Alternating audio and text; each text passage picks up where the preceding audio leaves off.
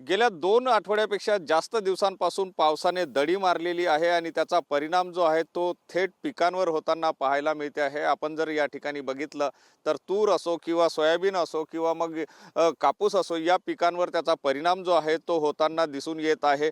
आपण या ठिकाणी जर बघितलं तर आपण या सोयाबीनच्या शेतामध्ये आहोत आणि सोयाबीनमध्ये जर बघितलं तर हे जे झाडाचे पानं जे आहे त्याच्यावर कुठेतरी रोग येताना दिसते आहे। हे किडे जे आहे ती कीड लागलेली आहे आणि पावसाने ज्याप्रमाणे दडी मारलेली आहे, पाण्याची अत्यंत आवश्यकता या पिकांना आहे, मात्र गेल्या 15 दिवसापासून पाणी नाही आहे। नागपूर जिल्ह्याचा जर विचार केला तर 31% पावसाची तूट जी आहे ती निर्माण झालेली आहे। एक म्हणजेच पाऊस जो आहे तो 31% कमी पाऊस झालेला आहे, त्याचा परिणाम जो आहे या शेतीवर दिसून येत आहे। एकंदर म्हणजे हवामान विभागाने सुद्धा अंदाज वर्तविलेला होता की यावर्षी पाण्याची कमतरता राहील, मात्र त्याप्रमाणे आता होताना दिसते आहे।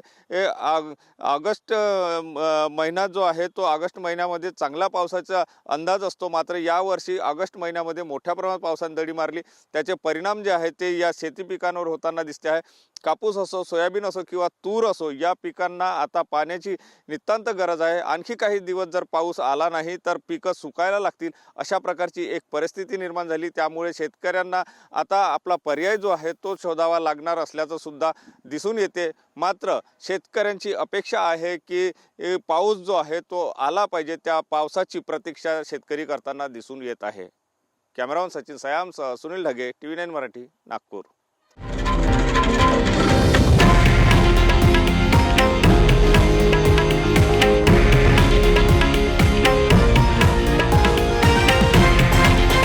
हे आहे देशातील नंबर 1 न्यूज नेटवर्क आणि आपण पाहत आहात TV9 मराठी, एकमेव।